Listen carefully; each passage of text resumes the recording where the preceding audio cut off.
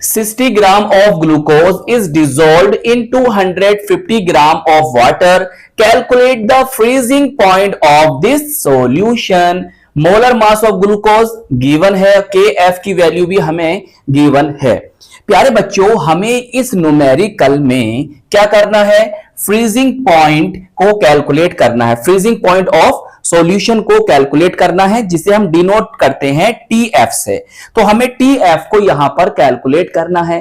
तो TF को calculate करने के लिए हमारे पास कौन कौन सी वैल्यूज होनी चाहिए कि हम जिनके द्वारा फ्रीजिंग पॉइंट ऑफ सॉल्यूशन बोले तो TF को कैलकुलेट कर सकें। तो इस बात का पता चलेगा हमें फॉर्मूले से। तो इसलिए आइए हम सबसे पहले फॉर्मूले को याद करते हैं। प्यारे बच्चों, फॉर्मूला होता है ये डेल्टा TF, इसे हम कहते हैं फ्रीजिंग पॉइंट, डिप्रेशन कह दो या डिप्रेशन इन फ्रीजिंग पॉइंट कह दो या डिप्रेशन ऑफ फ्रीजिंग पॉइंट, कुछ भी बोल सकते हो या कुछ भी लिखा हुआ आपके सामने आ सकता है। तो delta TF is equal to T nought F। T nought F जो होता है ये होता है प्योर सोलवेंट का फ्रीजिंग पॉइंट। किसका होता है, प्योर सोलवेंट का फ्रीजिंग पॉइंट। अब भाई प्योर सोलवेंट यहां पर कौन है, यहां पर प्यारे बच्चों आपका सोलवेंट कौन है, वाटर है, H2O है।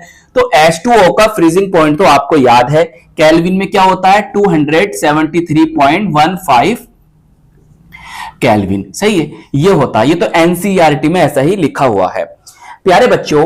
और हमें TF जो कि सॉल्यूशन का फ्रीजिंग पॉइंट है इसको कैलकुलेट करना है। मतलब हमें अगर इसको कैलकुलेट करना है तो हमारे पास डेल्टा TF की वैल्यू होनी चाहिए जो कि इस न्यूमेरिकल में नहीं दे रखी है। T नॉट F तो हमें पता है, लेकिन TF को कैलकुलेट करने के लिए हमारे पास ये और ये दोनों वैल्यू होनी चाहिए। तो इसका मतलब ये हुआ कि हमें डेल्टा TF की वैल्यू को कैलकुलेट करना होगा। देखो इसको इधर लिया हुआ प्लस में हो जाएगा, इधर जाकर तो माइनस में हो जाएगा। तो अब सर डेल्टा TF की वैल्यू कैसे कैलकुलेट करेंगे, तो इसका ही फॉर्मूला याद करो प्यारे बच्चों। डेल्टा TF के लिए यहां तो 1000 होता है और ये आपका KF है, सही है। KF क्रायोस्कोपिक कांस्टेंट कहते हैं इसको, या आप इसको मोलर डिप्रेशन कांस्टेंट भी बोल सकते हैं, सही है, या फिर इसको आप डिप्रेशन फ्रीजिंग पॉइंट कांस्टेंट भी कह सकते हो, तरह तरह के इसके नाम हैं। KF और W2 जो होता है प्यारे बच्चों ये सोल्यूट का मास है। अब सोल्यूट कौन है अभी बताएंगे आपको। और ये M2 क्या है, ये आपके सोल्यूट का मोलर मास या मोलिक्यूलर वेट है। और W1 क्या है, ये सोलवेंट का मास है। कुल मिलाकर डेल्टा TF को अगर हमें कैलकुलेट करना है तो ये वैल्यूज हमारे पास होनी चाहिए। अब सर ये वैल्यूज कहां है, ये आपके न्यूमेरिकल में है, आइए देखते हैं प्यारे बच्चों। 60 ग्राम ग्लूकोज को आप 250 ग्राम वाटर में डिसॉल्व कर रहे हो, मतलब आप ग्लूकोज को वाटर में डिसॉल्व कर रहे हो। किसको, इसको इसमें डिसॉल्व कर रहे हो। तो ये कौन होगा, आपका सोल्यूट हो गया, और ये कौन हो गया, आपका सोलवेंट हो गया। तो प्यारे बच्चों सोल्यूट का जो मास है वो कितना है, 60 ग्राम, तो हम यहां 60 लिख देंगे।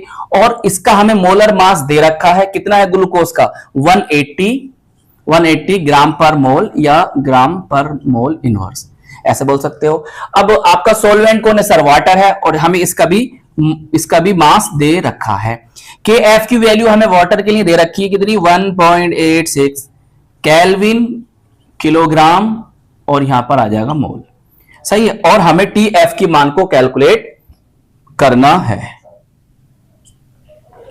एक बात और बताता हूं आपको प्यारे बच्चों, देखिए जो हम 2 से डिनोट कर रहे हैं ये सोल्यूट की वैल्यूज को करते हैं, और जो 1 लगाते हैं ये हम सोलवेंट के लिए लगाते हैं। चाहे तो प्यारे बच्चों आप सोल्यूट के लिए क्या कर सकते हो, WB कर सकते हो, और सोलवेंट के लिए A कर सकते हो। सोल्यूट के लिए B और सोलवेंट के लिए A का भी यूज आपको बुक्स में मिल सकता है, या स्मॉल w कैपिटल W भी आपको लिखा हुआ मिल सकता है, सही है, आपकी मर्जी है।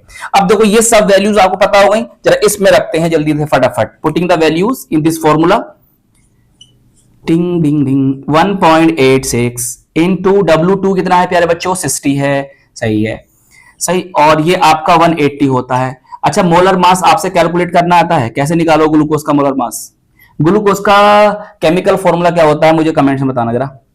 W1 कितना होता है, 250 होता है। अब कैसे करेंगे देखो, बहुत ध्यान समझो, बहुत ही इजी कैलकुलेशन है यहाँ पर। इससे तो हम क्या करते हैं, इसको कर देते हैं, सही है, और इससे इसे कर देते हैं। अब देखो अगर हम इसको डिवाइड करेंगे तो 4 टाइम चला जाएगा, सही है, 25 4 100 होता है, सही सर जी। अच्छा सर देखो ये हो जाएगा आपका 3 टाइम्स चला गया। अगर हम इसको करते हैं डिवाइड, देखो पहले पॉइंट लगा दो, अब 6 और 2 ये इतने टाइम्स यहां से कल चला जाएगा। तो अब हमारे पास वैल्यूज क्या बची हैं प्यारे बच्चों, हमारे पास वैल्यूज हैं 4 है ऊपर और 0.62 है, केवल यही वैल्यूज हैं। अगर हम इसकी मल्टीप्लाई करते हैं कितना हो जाएगा, 4 2 8 होता है, और ये हो जाएगा आपका 24 सही, और पॉइंट है आपका इधर से ये इधर ये आ जाएगा, ये आ गया केल्विन में। तो प्यारे बच्चों डेल्टा टी एफ निकल आया, कैलकुलेट हुआ या नहीं हुआ जी सर, डेल्टा टी एफ तो हमारे पास आ गया, सही। अब देखिए यहां पर फॉर्मूला रखेंगे, इसकी वैल्यूज मैंने आपको बता दी है ऑलरेडी, कितनी है सर, इतनी होती है, सही। कहीं कहीं ना आपको 273 भी लिखा मिल सकता है, लेकिन एनसीईआरटी में तो भाई ये लिखा हुआ है। डेल्टा टी एफ की वैल्यू आपके पास है कितना, 2.48 केल्विन, सही। जब इस आप लेस करोगे तो कितना आएगा प्यारे बच्चों, ये आ जाएगा आपका 270.67 केल्विन, सही। ये आपके सॉल्यूशन का फ्रीजिंग पॉइंट है। अगर आप चाहते हो हम सर इसको लेकर आए डिग्री सी में, तो क्या करोगे, बोलो क्या करोगे, डिग्री सी में लाने के लिए इसमें 273.15 से लेस कर दोगे। कहीं कहीं ना प्यारे बच्चों आपको 273 भी लिखा मिल सकता है, टेंशन नहीं लेना। लेस करोगे तो ये वैल्यू जो है स्मॉलर है, ये वैल्यू जो है इसके बड़ी है, तो माइनस में आ जाएगी, माइनस आ जाएगा इतना डिग्री सेल्सियस। लीजिए ये हो गया आपका न्यूमेरिकल सोल्व, चलिए नोट कर लीजिए।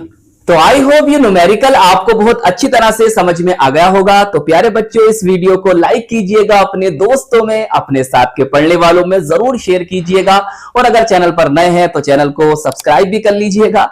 हम मिलेंगे आपको इसकी नेक्स्ट वीडियो में। जय हिंद, जय भारत।